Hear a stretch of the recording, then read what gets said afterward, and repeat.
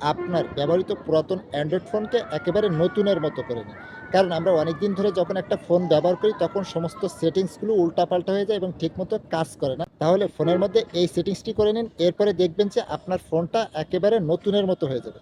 কিভাবে এই সেটিংসটি করে পুরাতন ফোনকে নতুনের মতো করে নিবেন চলুন তাহলে দেখিয়ে দেওয়া। ফার্স্ট অফ অল আপনার ফোনের সেটিংসটা ওপেন করবেন। এখান থেকে স্ক্রল ডাউন করে নিচে আসবেন। আসলে এখানে পেয়ে যাবেন অ্যাডিশনাল সেটিংস, এর উপরে ট্যাপ করবেন। স্ক্রল করে নিচে আসবেন, আসলে একেবারেই নিচে পেয়ে যাবেন ব্যাকআপ অ্যান্ড রিসেট, এর উপরে ট্যাপ করবেন। নিচে পাবেন রিসেট ফোন, এর উপরে ট্যাপ করবেন।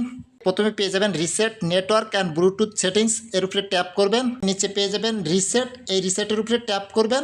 ট্যাপ করার সাথে সাথে আপনার ফোনের নেটওয়ার্ক এবং ব্লুটুথ সেটিংসটা একেবারে নতুনের মতো হয়ে যাবে। এরপরে ব্যাকে আসবেন, আসার পরে রিসেট অল সেটিংস, এর উপরে ট্যাপ করবেন। এখানে আপনি রিসেট অল সেটিংস এটার উপরে ট্যাপ করবেন। ট্যাপ করার সাথে সাথে আপনার ফোনের যত উল্টাপাল্টা সেটিংস আছে সমস্ত সেটিংসগুলো একেবারে নতুন অবস্থাতে যেমন ছিল সেরকম অবস্থায় ফিরে আসবে।